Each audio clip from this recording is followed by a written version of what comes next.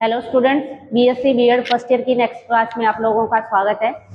अपने पढ़ रहे थे यानी जो अपनी सेकंड बुक है उसकी थर्ड यूनिट प्रश्न तनाव वाला पार्ट अपना जो चल रहा था, और उसके अंदर लास्ट अपने प्रश्न तनाव जो पढ़ा यानी उसमें लास्ट का टॉपिक ये पढ़ा था कि दाब आधिक्य यानी द्रव की बूंद में, द्रव की बूंद किसके अंदर हो, वायु के अंदर, या फिर अपने कह सकते हैं कि द्रव के अंदर कोई वायु का क्या बना हुआ हो, बुलबुला बना हो, या अपने कहें कि कोई साबुन के घोल का क्या हो या साबुन का क्या हो, बुलबुला हो। फिर अपने ने उसमें दाब आधिक्य के लिए फॉर्मूला पढ़ा था, और फॉर्मूले में ध्यान आपको ये रखना है कि जब आप बात करो किसकी, यानी द्रव बूंद, और द्रव बूंद किसके अंदर, वायु में, यानी वायु के अंदर अगर द्रव बूंद की बात करोगे तो आपको फॉर्मूला कौन सा लगाना है। और अगर आप बात करो नंबर 1 दाब आधिक्य P बराबर 2T अपॉन क्या आ जाएगा, R। अगर अपने वायु का बुलबुला किसके अंदर यानी द्रव के अंदर, तब दाब आधिक्य का मान 2T अपॉन क्या रखना है, फॉर्मूला R। जब थर्ड फॉर्मूला यानी साबुन के बुलबुले की बात करें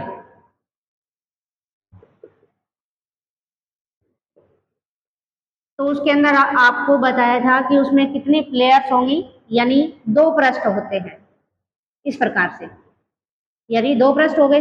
तो पृष्ठ तनाव या कह दो कि दाब आधिक्य का जो मान होगा वो P बराबर होगा 4T अपॉन R। तो आप लोगों को ये वाले फॉर्मूले ध्यान होने चाहिए, एक न्यूमेरिकल हो सकता है इस पे पूछ लिया जाए। आपको देखना है क्वेश्चन के अंदर क्या दिया हुआ है, यानी वायु के बुलबुले की बात कराओ या द्रव बूंद की बात कराओ तो आपको 2T अपॉन R वाला लगाना है, अगर साबुन वाले की बात कर रहा हो तो आपको 4T अपॉन R वाला फॉर्मूला लगाना है। इसके लिए एक क्वेश्चन और बचा है इसके अंदर लास्ट का, इसके बाद अपने नई यूनिट शुरू करेंगे जो नेक्स्ट 4th यूनिट इसका एक लास्ट का क्वेश्चन है, क्या पता क्वेश्चन एग्जाम के अंदर पूछ लिया जाए। तो देखो पहले मैं क्वेश्चन लिख देती हूँ, क्वेश्चन में दिया हुआ क्या है। क्वेश्चन में दिया हुआ है कि एक ही द्रव के 2 बुलबुले, एक ही द्रव के 2 बुलबुले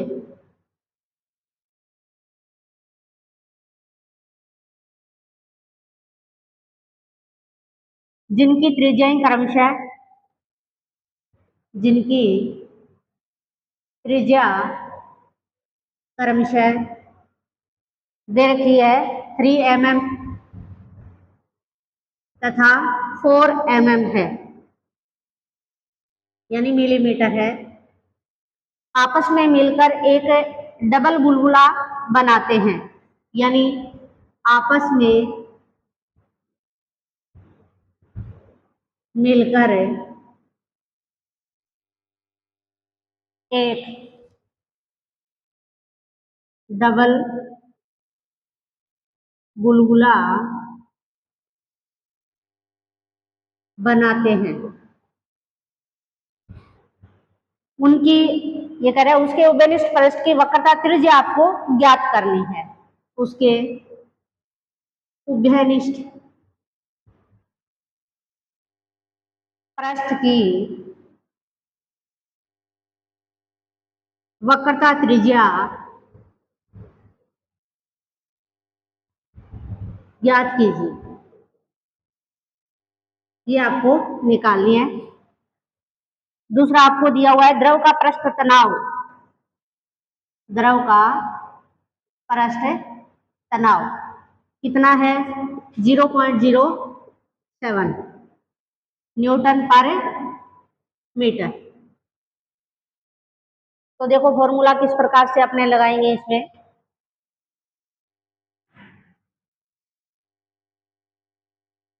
फॉर्मूला अपने काम में लेंगे कि जो उभयनिष्ठ पृष्ठ उसकी वक्रता त्रिज्या अपने ये मान लें कि कितनी है, स्मॉल r है, तो उसके जो दोनों ओर उपस्थित जो वायु है उस वायु के दाब में अंतर या कह दो दाबांतर का मान,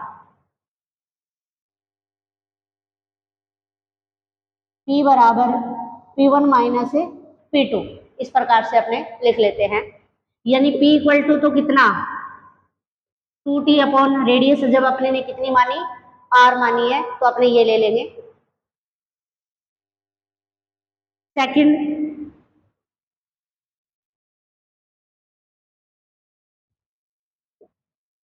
P1 बराबर 4t अपॉन R1, ऐसे ही P2 बराबर 4t अपॉन R2, यानी ये वैल्यू आपने इसके अंदर रख देंगे तो आ जाएगा 4t upon R, 4t upon R1 minus 4t upon R2,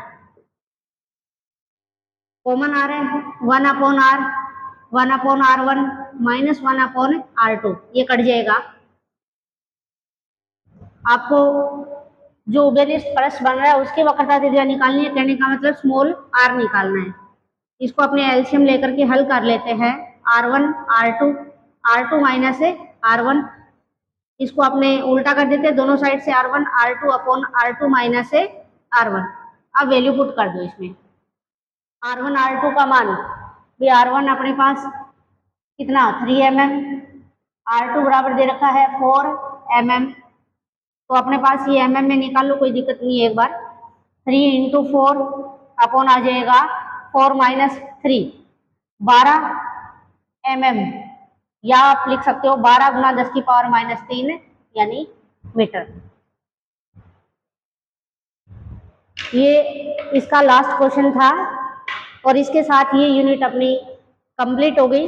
next जो है वो अपने अगली यूनिट यानी कि यूनिट 3 कंप्लीट किया, उसके बाद है 4th यूनिट, और 4th यूनिट अपने शुरू करेंगे। 4th यूनिट जिसका नाम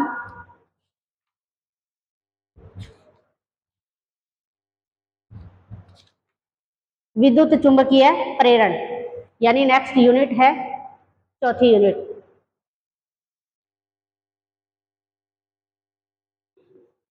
तीन यूनिट इसकी कंप्लीट हो गई है दूसरी बुक की, 4थी यूनिट आपने इसकी शुरू करेंगे आज।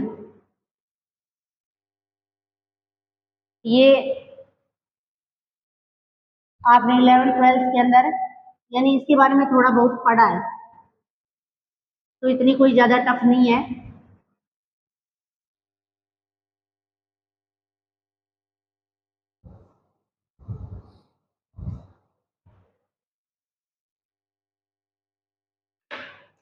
विद्युत चुंबकीय प्रेरण,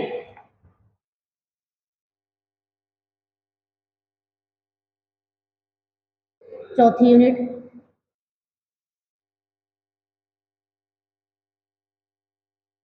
विद्युत चुंबकीय प्रेरण यूनिट का ये नाम, ठीक है। पहला इसका जो टॉपिक है वो है फैराडे के प्रयोग तथा विद्युत चुंबकीय प्रेरण।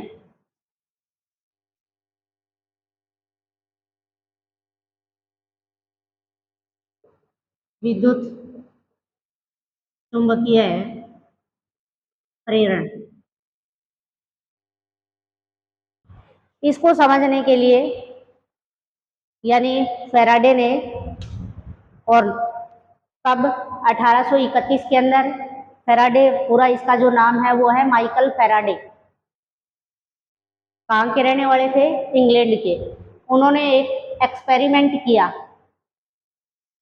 और उस एक्सपेरिमेंट के अंदर क्या लिया, उन्होंने एक कुंडली यानी कोयल, इसके साथ में क्या लगा दिया, कोई धारा मापी, गैल्वेनोमीटर कह दे, जी लगा हुआ है। एक क्या लिया, मैग्नेट, यानी, और मैग्नेट की अपने को पता है कि दो पोल होते हैं, यानी उत्तरी ध्रुव कह सकते हैं और दक्षिणी ध्रुव। अगर ये मान के चले कि ये N है और ये क्या है, S है। देखो इस कुंडली के साथ में क्या लगा हुआ है, सिर्फ और सिर्फ गैल्वेनोमीटर लगा हुआ है, यानी इस गैल्वेनोमीटर लगा हुआ है। लेकिन फिर भी क्या होता है, क्या देखा उन्होंने जब ये प्रयोग किया तब, कि यदि इस कुंडली को स्थिर रखा, मैग्नेट को क्या किया, दूर से किधर लेके आ रहे हैं, इस कुंडली के अगर पास में लेके आ रहे हैं, तो जैसे जैसे इसको पास में लेके आते हैं तो ये कह रहे हैं कि जो गैल्वेनोमीटर लगा हुआ है, इस गैल्वेनोमीटर में क्या आता है, विक्षेप उत्पन्न होता है। अब ना कोई बैटरी लगी हुई है, ना कोई सेल लगा हुआ है, लेकिन फिर भी इसके अंदर क्या हो रहा है, विक्षेप उत्पन्न हो रहा है। फिर इसने क्या किया कि इसको जैसे कुंडली को यहीं रखा और मैग्नेट को पहले तो क्या लेके आ रहा था, पास में लेके आ रहा था, अब इस मैग्नेट को इससे क्या लेके जा रहा है, भी दूर लेके जा रहा है, यानी दूर लेके गया। तब भी ये देखा कि फिर से गैल्वेनोमीटर में इसको क्या दिखाई दिया, विक्षेप दिखाई दिया। गैल्वेनोमीटर के अंदर विक्षेप दिखाई देने का मतलब यहाँ इसमें रीडिंग होती है, जैसे इस प्रकार से गैल्वेनोमीटर जो बना होता है उसमें, तो यहाँ बिल्कुल जो सामने की अगर अपने बात करें तो यहाँ होता है 0। जब गैल्वेनोमीटर में कोई विक्षेप नहीं होता तो ये सुई बिल्कुल होती है 0 के जैसे सामने। लेकिन जैसे ही यानी किसी मैग्नेट को, चाहे उसका नॉर्थ पोल हो चाहे उसका साउथ पोल हो, जब इसके पास में लेके आए तो गैल्वेनोमीटर के अंदर विक्षेप आ गया। कहने का मतलब ये जो सुई पहले बिल्कुल 0 के सामने थी, विक्षेपित होकर के मतलब ये इस प्रकार से घूम गई। हो सकता है भी इस प्रकार से घूम जाए, क्योंकि ये डिपेंड करेगा कि अपने इसका कौन सा पोल इसके पास में लेके आ रहे हैं और कौन सा पोल इससे दूर लेके जा रहे हैं। या तो अपने सिर्फ ये कहेंगे इसके अंदर कि बिना कोई सेल, बिना कोई बैटरी लगा हुआ कोई एक कुंडली ली और कुंडली के साथ क्या जोड़ दिया गया, एक गैल्वेनोमीटर जोड़ा गया या धारामापी जोड़ा गया। और क्या देखा उन्होंने, एक मैग्नेट लिया और मैग्नेट को यानी कुंडली के पास में लेके आया, तो उन्होंने ये पाया कि गैल्वेनोमीटर में क्या दिखाई दिया उनको, या क्या उत्पन्न हुआ, विक्षेप उत्पन्न हुआ। जैसे ही ये चुंबक को क्या करता है, इससे दूर लेके जाता है, तब भी क्या होता है, फिर से इसको गैल्वेनोमीटर में विक्षेप दिखाई देता है।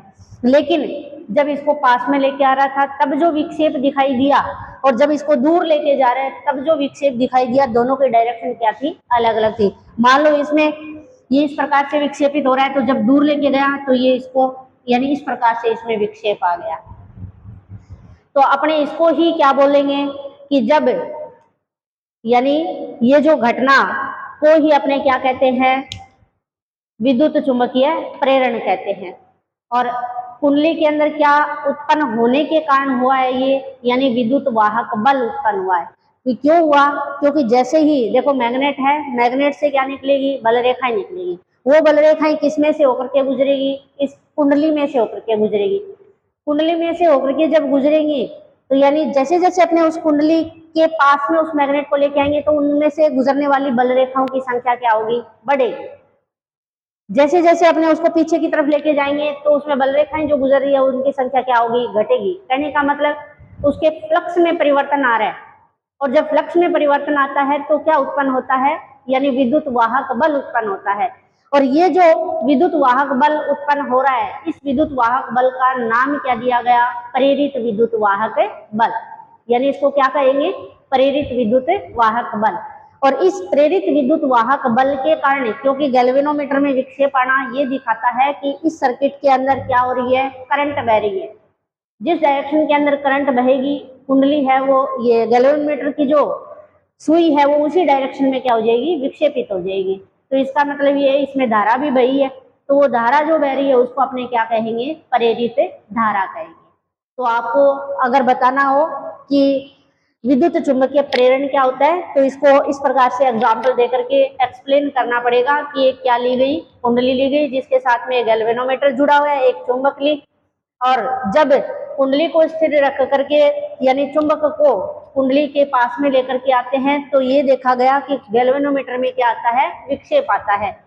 सेम ऐसे ही जब कुंडली से चुंबक को दूर ले जाया गया तब भी गैल्वेनोमीटर में क्या उत्पन्न हुआ, विक्षेप उत्पन्न हुआ। लेकिन पहले जब पास में लेके आ रहे थे उस विक्षेप की जो डायरेक्शन थी वो दूर लेके जाने पर उत्पन्न विक्षेप के क्या होती है, जस्ट विपरीत होती है। तो इस घटना को ही अपने क्या बोलते हैं, विद्युत चुंबकीय प्रेरण कहते हैं। और इस विद्युत चुंबकीय प्रेरण से जो उत्पन्न होने वाला विद्युत वाहक बल है उसको प्रेरित विद्युत वाहक बल कहते हैं। और इसके कारण क्या बहती है, धारा बहती है सर्किट के अंदर, इसलिए इसको क्या कहेंगे, प्रेरित विद्युत धारा कहेंगे।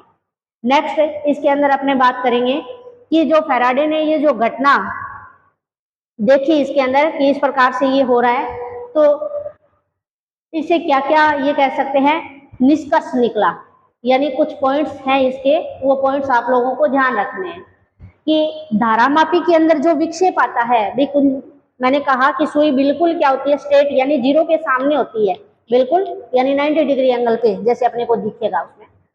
लेकिन जो विक्षेप उत्पन्न होता है वो विक्षेप तब तक ही उत्पन्न होता है जब तक या तो चुंबक या कुंडली दोनों में से कोई क्या करता रहे, गति करता रहे, गतिशील हो।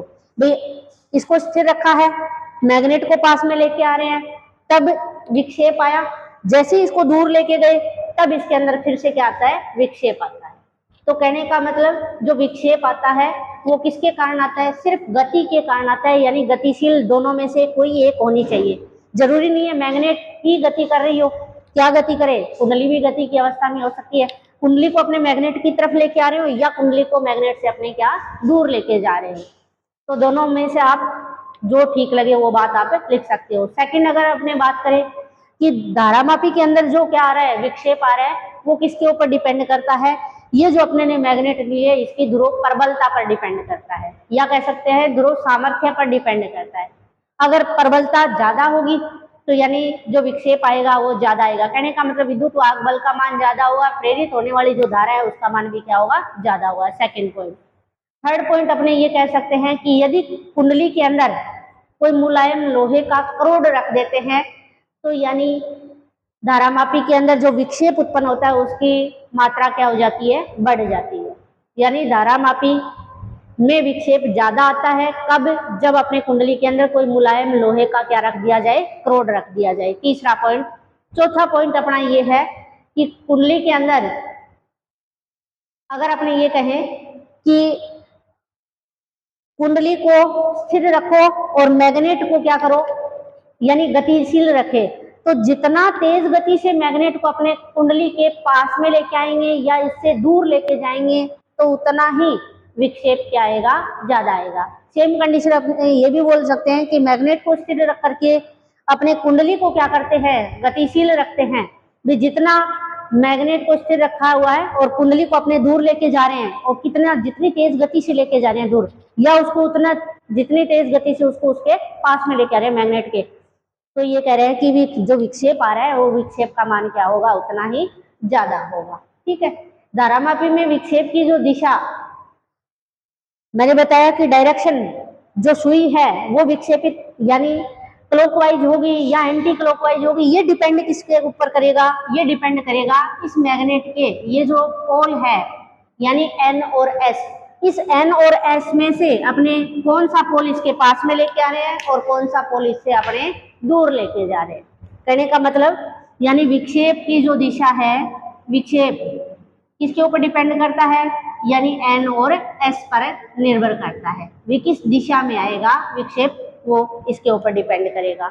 नेक्स्ट अपने ये ध्यान रख सकते हैं, यदि चुंबक को स्थिर करके, ठीक है सेम वही बात बोली है कि ये चीज दोहराते हैं अपने मैग्नेट को स्थिर रख करके, कुंडली को गतिशील रख करके, या तो इसे दूर लेके जाओ या इसके पास में लेके आओ, तब भी सेम यही कंडीशन फिर से उत्पन्न होगी। लेकिन होना क्या चाहिए, ये जो विक्षेप उत्पन्न होता है वो दोनों की आपेक्षिक गति के कारण होता है भी, चाहे इसमें से कुंडली गति करे चाहे इसमें मैग्नेट गति करे।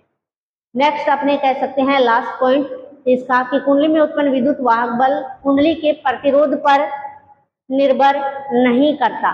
देखो याद रखने वाली बातें हैं कि प्रतिरोध किसका, कुंडली का, कुंडली का मान लो प्रतिरोध कितना है R के ऊपर डिपेंड नहीं करता कौन, विद्युत वाहक बल, लेकिन R के ऊपर निर्भर करती है कौन, यानी प्रेरित होने वाली धारा।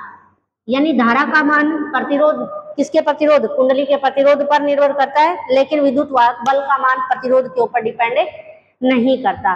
तो आप लोगों को जितने मैंने पॉइंट्स बताए हैं वो आप लोगों को ये पॉइंट्स याद रखने हैं। नेक्स्ट अपने अगली क्लास के अंदर पढ़ेंगे। आज की क्लास के अंदर इतना ही। थैंक यू क्लास देखने के लिए।